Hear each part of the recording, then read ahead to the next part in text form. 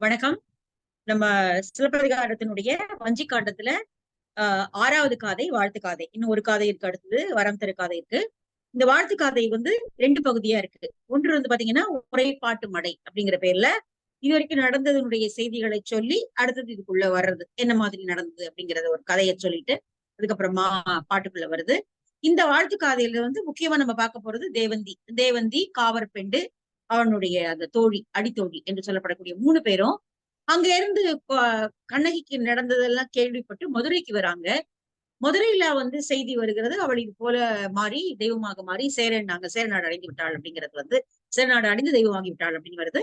உடனே அங்கிருந்து கிளம்பி இங்கே வராங்க. இங்கே வந்து சேரன் செங்கட்டுவனுக்கு முன்னாடி நின்று அவர்கள் புலம்புகிறார்கள். அப்ப புலம்பும் பொழுது கண்ணகி வந்து காட்சி வானத்துல ஒரு மின்னல் ரூபத்துல கண்ணகி இங்கே காட்சி தருகிறாள். இவங்க 3 பேரும் சொல்லி அழுது முடிச்ச உடனே காட்சி தருகிறாள். அப்போ வந்து அந்த தெய்வத்தை பாடுவது போல அம்மானையாகவும் வள்ளை பாட்டாகவும் உலக்கை பாட்டாகவும் கண்ணகியை பொழுது பாடக்கூடிய பாடல்களாக பாடி இந்த பகுதி முடிக்கிறது தான் வாழ்த்துக்காதை. கண்ணகி முழுக்க முழுக்க தெய்வமாகி விட்டாள். அது வந்து முன்னாடி நம்ம வந்து கடவுள் கடவுள் மாதிரி அவ பிரதிஷ்டை பண்ணதை பார்த்தோம். இந்த இந்த வாழ்த்து காதையில அவ முக்கியமாகவே ஒரு தெய்வ வடிவையை அவர் எடுத்துட்டா அப்படிங்கிறத நம்ம பார்க்க முடியும். சோ அதுதான் இந்த 2 பகுதிகளாக இருக்கிறது இந்த பகுதி. உரைப்பாட்டு மடை அப்படின்னு முதல்ல வருது வந்து இது வரைக்கும் நடந்ததோடைய கதையை சொல்லுது, அவ்வளவுதான்.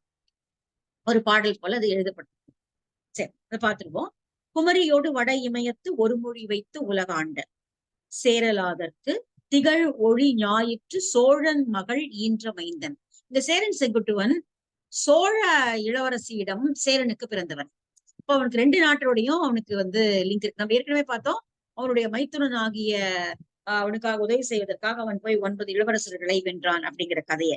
இப்போ இங்க வந்து குமரியோடு வடையமையத்து ஒரு மொழி வைத்து உலகாண்ட சேரலாதற்கு சேரனுடைய பரம்பரையில திகழ் ஒளி ஞாயிற்று சோழன் மகளாகிய நச்சோனை என்பவரிடம் சேரலாதனுக்கும் நச்சோனை என்கிற சோழ இளவரசிக்கும் பிறந்தவன் தான் இந்த சேரன் செங்குட்டுவன். அதுதான் இங்க சொல்றான், சோழன் மகள் ஈன்ற மைந்தன் இந்த சேரன் செங்குட்டுவன்.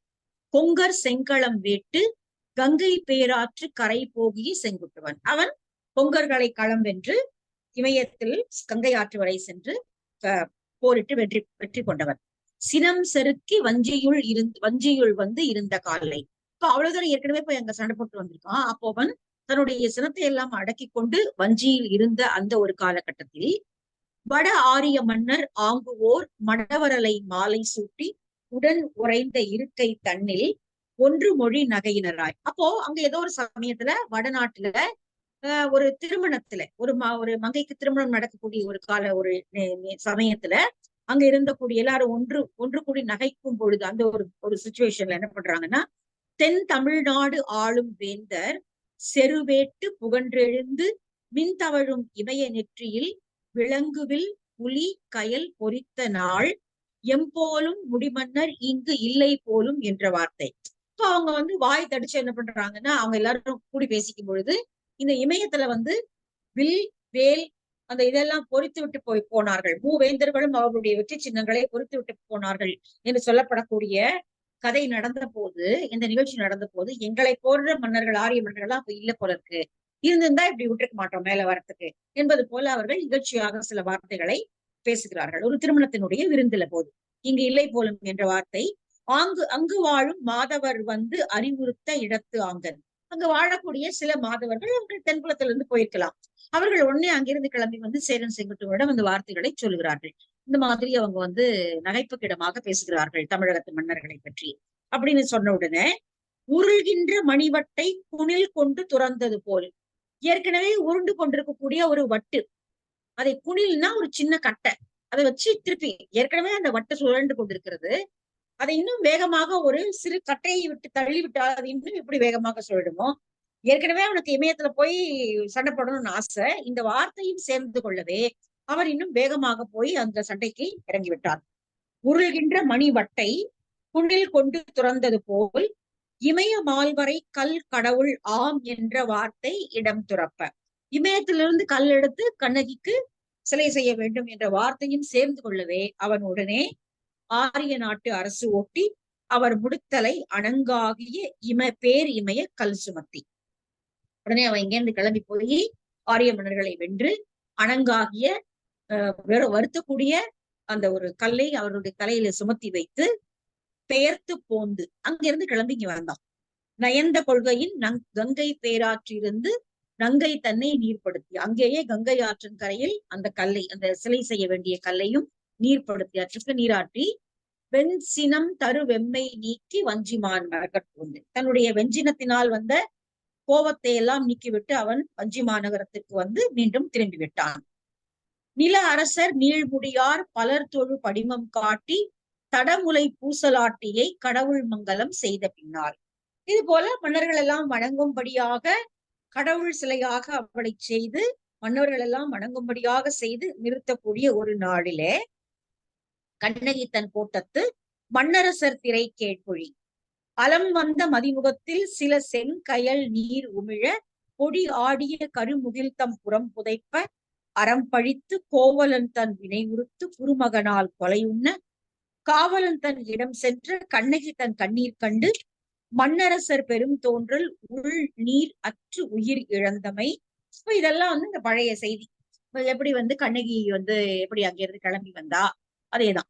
கண்ணகி தன் கோட்டத்து மன்னரசர் திரை கேட்பொழி, இந்த கண்ணகிக்கு வந்து கண்ணகி கோட்டமாகவே அது ஆகிவிட்டது. இப்ப கண்ணகியை அவன் நிறுத்தி விட்டான் இல்லையா, தெய்வமாக நிறுத்தி அது கண்ணகி கோட்டமாக ஆகி அங்க அந்த இடத்துல வந்து தங்கியிருந்த போது பிற மன்னர்கள் எல்லாம் திரை செலுத்தக்கூடிய பொருள் குறித்து அந்த அங்கிருந்த அரசு தொழிலாளர்களிடம் அவன் பேசிக் கொண்டிருந்தான். அப்போ அந்த தேவந்தி எல்லாம் அங்க வராங்க. தேவந்தி, காவற்பெண்டு, அடித்தோழி, அப்புறம் மாதரியினுடைய மகளாகிய ஐயை, இவர்கள் எல்லாம் அங்க வந்து வராங்க. இப்ப அதுக்கு பழைய கதையெல்லாம் இப்ப அவங்க சொல்றாங்க. கோவலனுடைய ஊழ்வினை வந்து உறுத்த கீழ்மகன் ஒருவனால் அவன் கொலை செய்யப்படுகிறான். அதனால கண்ணகி, துயரம் நிறைந்த கண்ணகியினுடைய திங்கள் போன்ற அவளுடைய முகத்தில நீர்த்துளிகள் சிந்துகின்றன. அப்போ அவளுடைய புழுதி படிந்த கரிய முகில் போன்ற அவளுடைய கூந்தல் சரிந்து முதுகை மறைத்தது. அதனால்தான் வந்து அதுல வருது. செங்கோல் அறத்தை பழித்து பாண்டியனிடம் சென்று நீதி கேட்க சென்ற கண்ணகியினுடைய கண்ணீரை கண்ட போதே நிலமண் அந்த கண்ணீரை பார்த்த உடனே பாண்டியனுக்கு தெரிஞ்சிருச்சு தான் தவறு செய்து விட்டோம் என்று. அதுதான் இங்க சொல்றாரு. உள்நீரற்று உயிரிழந்தவை, அவளுடைய கண்களில் கண்ணீரை பார்த்த உடனேயே தான் தவறு செய்து விட்டோம் என்பதை அவன் புரிந்து கொண்டான். அவன் வந்து பாண்டியன் உயிர் நீக்கிறான். அப்போ இதெல்லாம் இந்த நடந்த எல்லா செய்திகளையும் மாடலன் வந்து இங்க சொல்றாரு. அது ஏற்கனவே நம்ம பார்த்தோம் இல்லையா.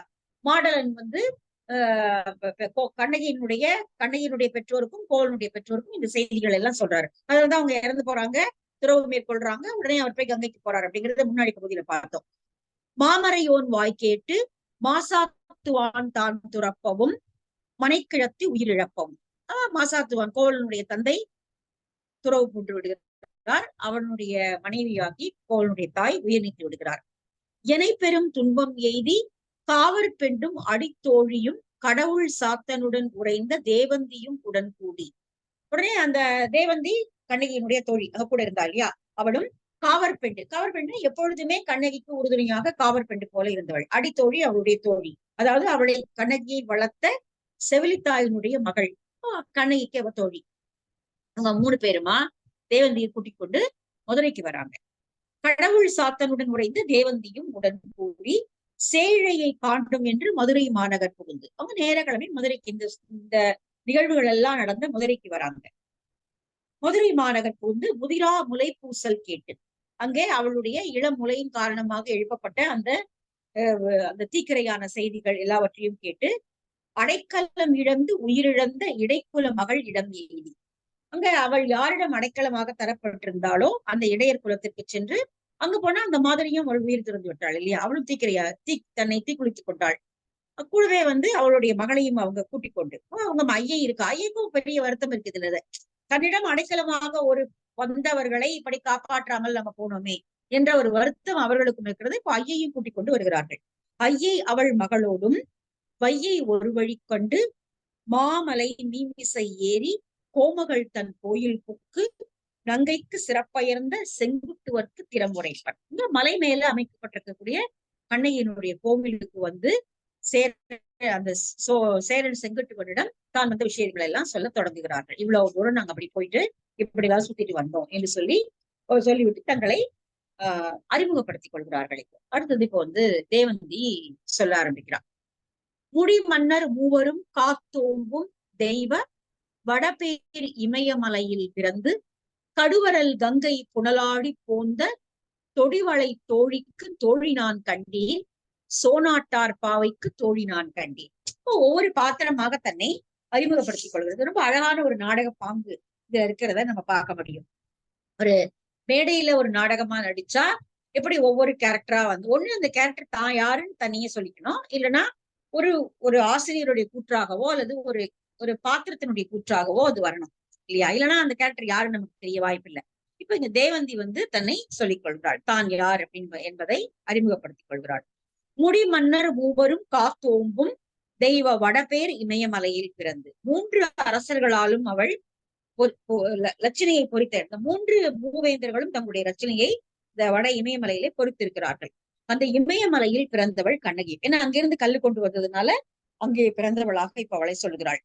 பிறந்து கடுவரல் கங்கை புனலாடி போந்த கடுமையான நீர்ச்சுழியை உடையதாகிய கங்கை ஆற்றிலே நீராடி இங்கு வந்து கடவுளாக அமர்ந்திருக்கக்கூடிய தொடிவளை தோழிக்கு, அழகான வளையல்களை அணிந்தவளாகிய வளையல்கள் அணிந்த தோளை உடையவளாகிய கண்ணகிக்கு தோழி நான் கண்டேன், நான் அவளுடைய தோழி.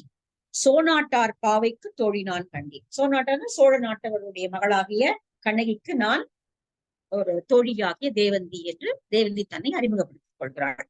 அடுத்தது காவல் பெண் வந்து தன்னை அறிமுகப்படுத்துறாள். நான் யாரு அப்படின்னு. மடம்படு சாயலாள் மாதவி தன்னை கடம்படாள் காதல் கணவன் கைப்பற்றி குடம்புகா கூவல் கொடுங்கானம் போந்த தடம் பெறும் கண்ணிக்கு தாயர் நான் கண்டீர், தன் புகார் பாவைக்கு தாயர் நான் கண்டீர். அவள் தாயர்னா கூட இருந்து காப்பாற்றி கொண்டிருந்தவள், ஒரு செவிலி போல அவளை காப்பாற்றி வந்தவள். காவல் பெண்டு பெரிய செல்வந்த குடும்பம் இல்லையா, அதனால கூடவே அவர்கள் பல்வேறு தோழியர்கள் சேடியர்கள் எல்லாம் இருந்திருக்கிறார்கள். அதில் காவல் பெண்டாக இருந்தவள் தன்னை தான் யார் என்று சொல்லிக் கொள்கிறாள். மடம்படு சாயலாள் மாதவி தன்னை. மடம்பரு அழகும் மென்மையும் பொருந்தியவளாகிய மாதவி. இந்த மாதவியினால்தான் அவளுடைய வாழ்க்கை கெட்டது என்றாலும் கூட அவள் ஒரு நாளும் கண்ணகி வந்து மாதவியை கோபித்துக் கொண்டவள் அல்லல். மடம்படு சாயலாள் மாதவி தன்னை கடம்படாள். அவளுக்கு அவள் மேல கோபமே கிடையாது. அவளை கோபித்துக் கொண்டு அவள் ஒரு வார்த்தை கூட அவள் சொன்னது கிடையாது. காதல் கணவன் கைப்பற்றி, அவன் வந்து கூப்பிட்ட உடனேயே, காதல் கணவன் தன்னுடைய கைகளை பிடித்துக் கொண்டு கூப்பிட்ட உடனேயே குடம்புகா கூவல் கொடுங்கானம் போந்த. அவர்கள் வந்த வழி எப்படிப்பட்டது என்றால் கொடுங்கானம். குடம்புகா அப்படின்னா நீங்க கிணத்துல ஒரு குடத்தை இறைச்சி தண்ணி எடுத்தீங்கன்னா அந்த குடம் உள்ள முழுகினாதான் தண்ணி எடுக்க முடியும் இல்லையா? கிணத்துல தண்ணி இருந்தா கூட அந்த கிணறு கயிறை விட்டு உள்ள இறக்கி அந்த குடம் உள்ள தண்ணியில மூழ்கி எழுந்தாதான் ஒரு குடம் தண்ணி மேல கிடைக்கும்.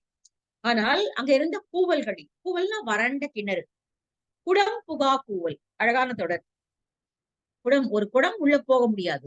அப்ப தண்ணி அவ்வளவுதான் இருக்கு, இவ்வளவு தண்ணி இருந்தா குடம் எப்படி உள்ள போகும்? இப்ப குடம் புகா கூவல் கொடும் காணம்.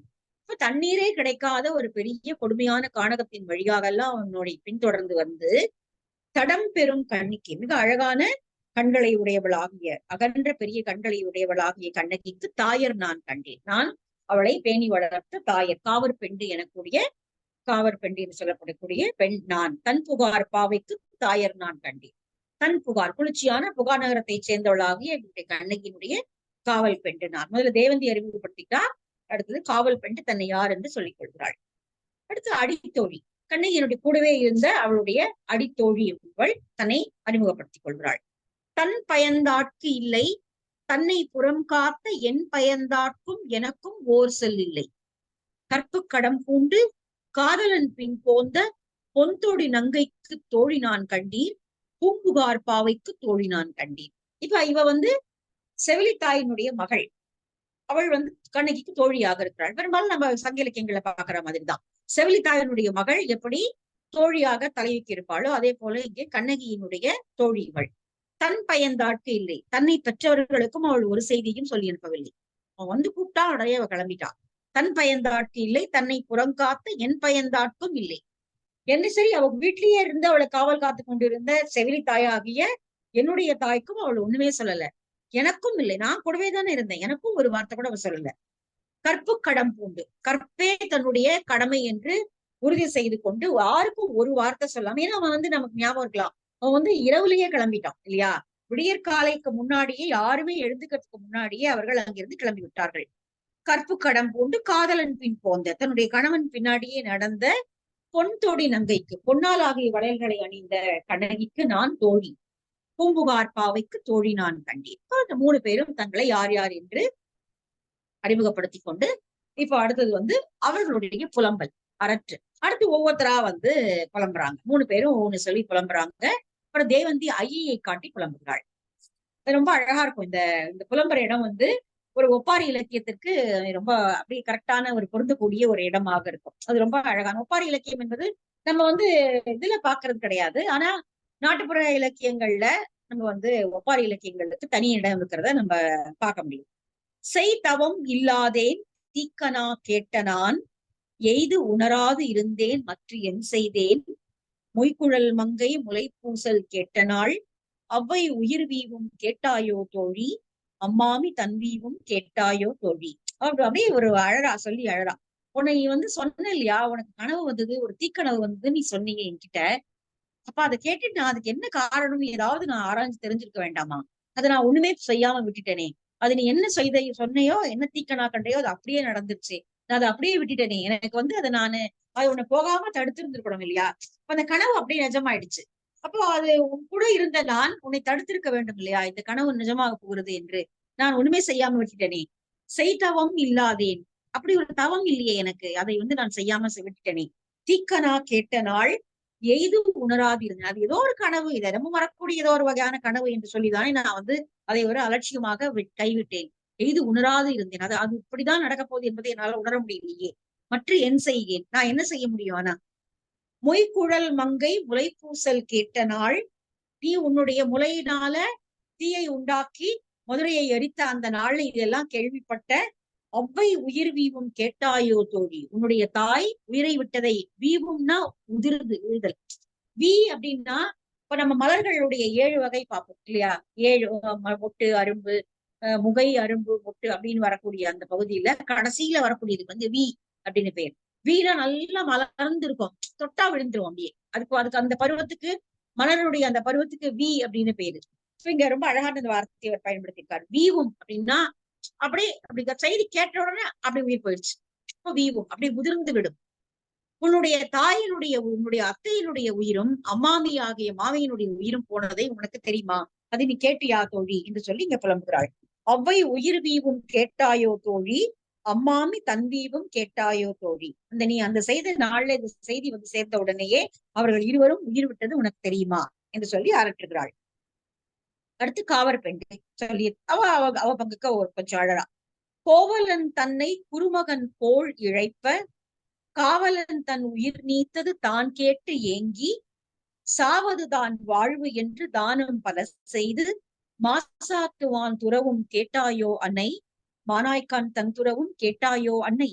என் அன்னையே, என்னுடைய அம்மாவே, புலம்பும் போது அந்த போன உயிரை தன்னுடைய அம்மாவாகவும் அப்பாவாகவும் நினைத்து புலம்பக்கூடிய அந்த இதுல என்னுடைய என்னுடைய தாய் போன்றவளே கண்ணகியே, உனக்கு தெரியுமா இந்த மாதிரி நடந்தது கேட்ட உடனே, மாசாத்துவான் துறவும், சாவது தான் வாழ்வு.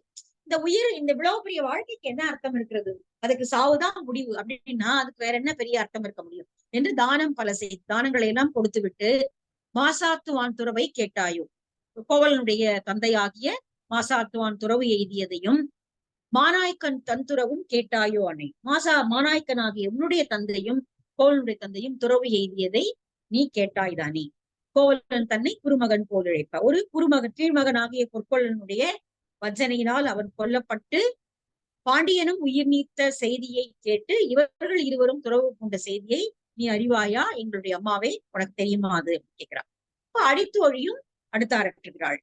காதலன் தன்வீவும் காதலினி பட்டதுவும், ஏதிலார் தாம் கூறும் ஏச்சுரையும் கேட்டேங்கி, போதியின் கீழ் மாதவர் முன் புண்ணிய தானம் புரிந்த, மாதவி தம் துறவும் கேட்டாயோ தோழி, மணிமேகலை துறவும் கேட்டாயோ தோழி.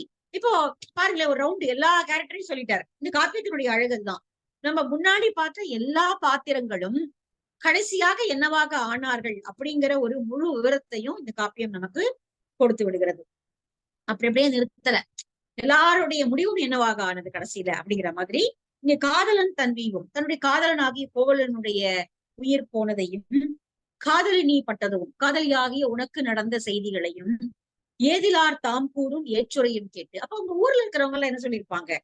சோழ நாட்டில இருந்தவங்க எல்லாம் மாதவியினாலதான் இது நடந்தது என்று நிச்சயமாக அவளை ஏசியிருப்பார்கள்.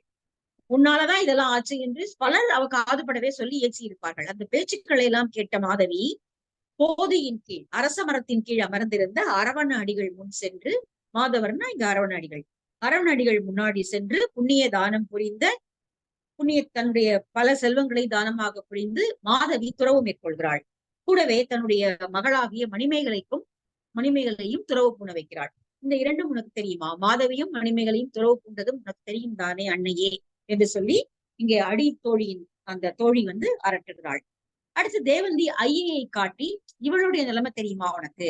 நாங்கெல்லாம் உங்க ஊர்ல இருந்தவர்கள், சொந்தக்காரர்கள், எல்லாருக்கும் இப்படி ஆச்சு. ஆனால் ஒரே ஒரு நாள் அடைக்கலமாக கொடுத்து ஒரு காரணத்தினாலேயே இந்த ஐயையினுடைய அன்னை மாதரி அதற்காக உயிர் துறந்தாலே, அது உனக்கு தெரியுமா அப்படின்னு சொல்லி இங்க சொல்றா. ஐயம் தீர்க்காட்சி அடைக்கலம் காத்தோம்ப வல்லாதேன் பெற்றேன் மயல் என்று உயிர் நீத்த அவ்வை மகள் இவள்தான்.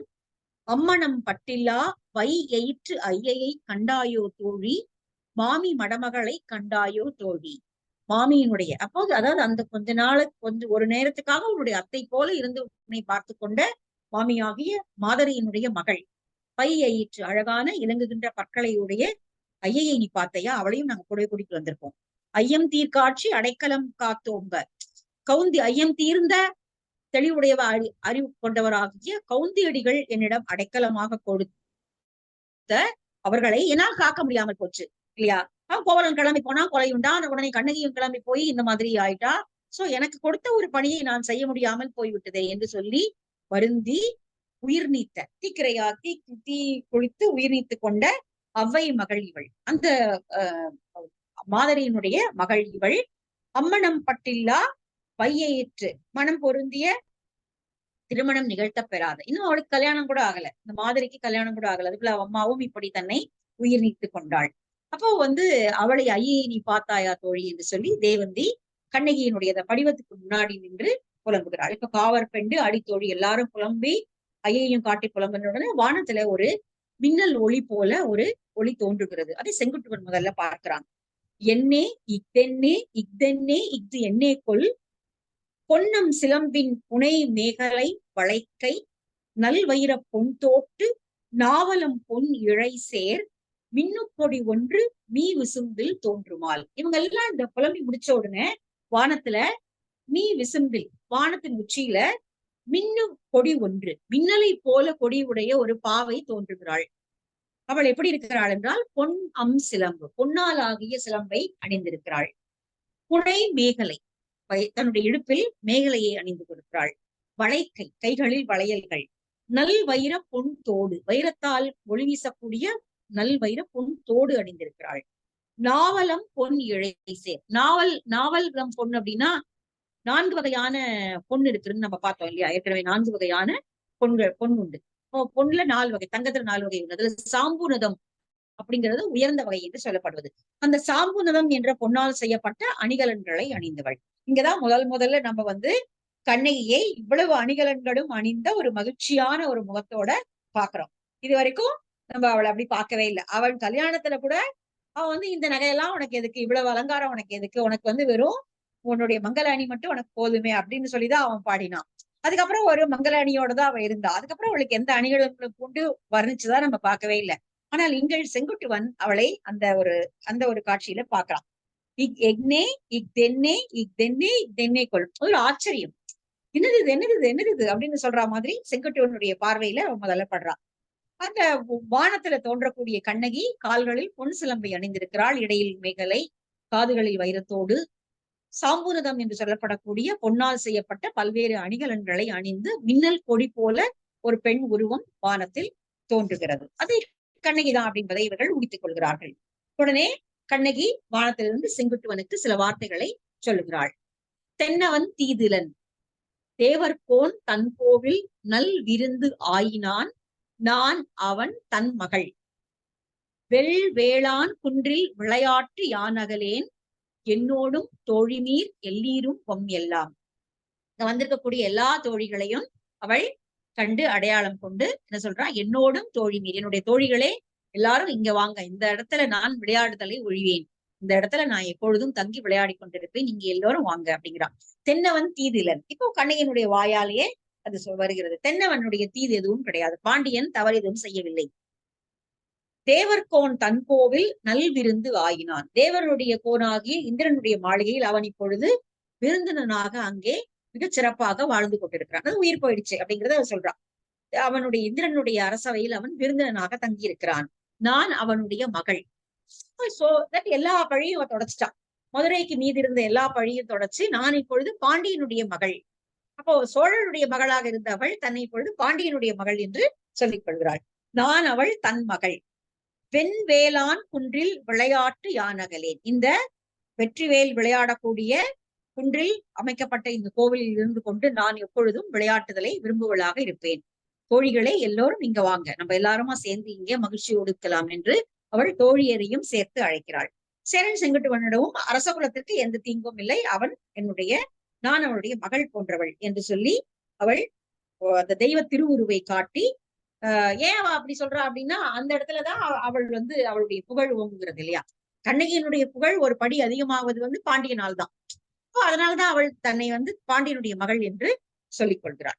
அதனால அவள் தன்னை பாண்டியனுடைய மகள். இது ரொம்ப ஆச்சரியமான ஒரு விஷயம். சோழர் மகளாக இருந்தவள் நீங்கள் பாண்டியனுடைய மகளாகவும் சேரனால் தெய்வமாகவும் மாற்றப்பட்டக்கூடிய அந்த காட்சி. சோ கண்ணகியினுடைய அசரீதியாக அது கேட்கிறது. உடனே அங்க இருக்கக்கூடிய அந்த தோழியர்கள் எல்லாம் சேர்ந்து, தோழியரும் அங்க இருக்கக்கூடிய பெண்கள் எல்லாரும் சேர்ந்து இப்பொழுது கண்ணகியை நாம் பாடி வாழ்த்துவோம் என்று சொல்லி பாடல்களை பாடத் தொடங்குகிறார்கள். அவளை வாழ்த்தி பாடல்களை பாடத் தொடங்குகிறார்கள். அடுத்து வரக்கூடிய பகுதி அதுதான் சொல்லுது. வஞ்சி மாநகரத்தைச் சேர்ந்த பெண்களே, வஞ்சி இடையீர் மரவேலான் பஞ்சு அடி ஆயத்தீர். மரவேல் போன்ற செவ்வீரவேல் ஏந்திய செங்குட்டுவனுடைய படை வீரர்களது மனைவிகள் அவங்க எல்லாரும் வந்திருக்காங்க. செவ்வொஞ்சு குழம்பு ஊட்டிய சிற்றடிகளை கொண்ட மகளிரே எல்லீரும் எல்லாரும் வாங்க. எல்லாரும் இப்ப சொல்லிட்டா அவ இங்க தான் இருக்க போறா, இங்க அவள் தெய்வமாக தங்கி இருப்பாள் என்பதை அறிவித்து விட்டாள். எல்லாரும் வாங்க.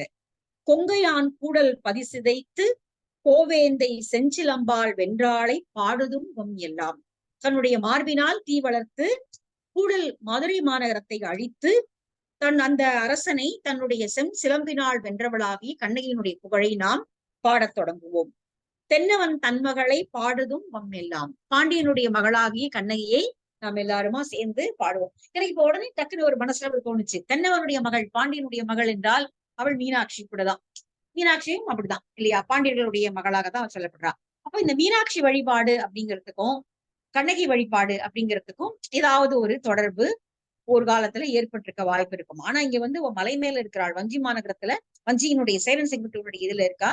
ஆனா மதுரைக்கு அரசாட்சிய மதுரையினுடைய மகள் என்று சொல்லப்படக்கூடிய மீனாட்சிக்கும் கண்ணகிக்குமான ஏதாவது ஒரு தொடர்பு மேபி யாராவது ஆஞ்சு அதை எங்கேயாவது எழுதியிருப்பாங்களோ என்னவோ, இப்படி பார்க்கணும் அப்படிங்கிற ஒரு சின்ன ஒரு எண்ணமும் எழுந்தது. மேபி தப்பா கூட இருக்கலாம், பட் அதை அப்படி கனெக்ட் பண்ணிக்காம இருக்க முடியல. ஏன்னா பாண்டியனுடைய மகள் என்று அவள் தன்னை அறிவித்துக் கொள்கிறாள். செங்கோல் வளைய உயிர் வாழார் பாண்டியர் என்று எம்கோ முறை நாயம்ப இந்நாடடைந்த பைந்தொடி பாவையை பாடுதும்பம் எல்லாம். செங்கோல் வளைந்ததென்றால் பாண்டியர்கள் உயிர் வாழ மாட்டார்கள் என்ற ஒரு செய்தியை அவள் உலகுக்கு அறிவித்து எங்களுடைய அரசனுடைய முறையை காப்பாற்றும்படியாக அவள் இங்கே தெய்வமாக வீற்றிருக்கிறாள். இந்நாடு அடைந்த பைந்தொடி பாவையை, அழகிய வளையல்கள் அணிந்தவளாகிய அந்த பாவையாகிய கண்ணகியை நாம் பாடுதும் வம்மெல்லாம். பாண்டியன் தன் மகளை பாடுதும் வம்மெல்லாம். வாங்க எல்லாருமா சேர்ந்து இப்போ அவளுடைய புகழை நாம் பாடுவோம் என்று சொல்லி அவர்கள் பாடத் தொடங்குகிறார்கள். ஆயத்தார் சொல். வானவன் எம் போ மகள் என்றாம் வையையார் போன் அவன் தான் பெற்ற கொடி என்றாள். வானவனை வாழ்த்துவோம் நாமாக வையையார் கோமானை வாழ்த்துவாள் தெய்வமகள். நாம் எல்லாரும் சேர்ந்து பாண்டியனை வாழ்த்துவோம், அவள் தேவ மகளாக இருந்து அவளையும் அவள் கண்ணகி வாழ்த்துவாள் அப்படிங்கிறான். யாம் சேரனாகிய எங்கள் மன்னன் மகள் என்று பாராட்டினோம். நாங்க என்ன சொன்னோம், அவள் இங்கு தங்கினதுனால அவள் எங்களுடைய மகள் என்று நாங்கள் உரிமை கொண்டாடி கொண்டோம். ஏன்னா எங்க நாட்டில் தானே அவள் தெய்வ பதவி அடைந்தாள். அதனால நாங்க வானவன் எம்போ மகள், எங்களுடைய சேரனுடைய மகள் என்று நாங்கள் சொன்னோம். வையையார் கோன் அவன் தான் பெற்ற கொடி என்றாள். ஆனால் அவள் என்ன சொல்லிட்டா, தான் பாண்டியனுடைய மகள் என்று சொல்லிக் கொண்டாள். வானவனை வாழ்த்துவோம் நாமாக வையையார் கோமானை வாழ்த்துவாள் தெய்வமகள். நாம் நம்முடைய அரசனை வாழ்த்துவோம், கண்ணகி அங்கே வையினுடைய அரசனாகிய பாண்டியனை வாழ்த்துவாள். தேவ மகளாகிய அவள் இப்பொழுது மதுரையையும் காப்பாற்றுவாள். எனவே நாம் அவர்களை போற்றி பாராட்டுவோம் அப்படின்னு சொல்லி அவர்கள் பாடத் தொடங்குகிறார்கள். தொல்லை வினையான் துயர் உழந்தாள் கண்ணின் நீர் கொள்ள உயிர் கொடுத்த கோவேந்தன் வாழியரோ வாழியரோ வாழி வருப்புணல் நீர்வையை சூழும் மதுரையார் கோமான் தன் தொல்குலமே. இந்த பாண்டியனை இப்ப அவங்க வாழ்த்துறாங்க. என்ன சொல்லி வாழ்த்துறாங்க அப்படின்னா, அடுத்து ரொம்ப அழகான பாடல்கள் பின்னாடி தொடர்ந்து வருது. தொல்லை வினையான் துயர் விழுந்து, அதே கதை தான் திரும்பி திரும்பி தொல்லை வினையான் ஊழ்வினையின் காரணமாக துயர் உழந்து கண்ணினுடைய நீர் வந்து பாண்டியனை கொல்ல உயிர் கொடுத்த கோவேந்தன் வாழியவை. அந்த கண்ணகியினுடைய ஒரு துளி கண்ணீருக்காக கண்ணகியினுடைய கண்களில் வந்த கண்ணீருக்காக பாண்டியன் உயிர் கொடுத்தான். அந்த பாண்டியனை நாம் பாடுவோம். வருபுணல் நீர்வையை சூழும் மதுரையார் கோமான் தன் தொல்குலமே. பாண்டியனுடைய தொல்குலம் எப்பொழுதும் வாழட்டும் என்று சொல்லி அந்த குலத்தை நாம் வாழ்த்துவோம். மலையரையன் பெற்ற மடப்பாவை தன்னை நில அரசர் நீன்முடி மேல் ஏற்றினான் வாழியரோ. இப்ப அடுத்தது அவங்க சேர குலத்தை வாழ்த்துகிறார்கள். மலையரையன் பெற்ற மடப்பாவை, இமயத்திலிருந்து கல் கொண்டு வந்ததுனால அவள் இமயத்திலிருந்து பிறந்தவள் என்று சொல்கிறார். இமயத்தினுடைய மகள் என்றும் சொல்கிறார்கள். மலையரையன் பெற்ற மடப்பாவை தன்னை நில அரசர் நீன்முடி மேல் ஏற்றினாள் வாழியரோ. அவளை நீள்முடி அரசர்களை தலையில் வைத்து அவன் கொண்டு வந்தான் அல்லவா. அந்த சேரனை வாழ்த்துவோம். வாழியரோ வாழி புனல் நீர் ஆண் பொருணை, இங்கே தன் பொருணை தாமிரபரணி, சூழ் தரும் வஞ்சியார் கோமான் தன் தொல்குலமே. வஞ்சியினுடைய சேரனுடைய தொல்குலமும் வாழட்டும் என்று பாண்டியனுடைய குலத்தையும் அவனுடைய சேரனுடைய குலத்தையும் நாம் வாழ்த்துவோம். காவிரி நாடனை பாடுதும் பாடுதும் பூவிரி கூந்தல் புகார். இங்க காவிரியை விட முடியுமா?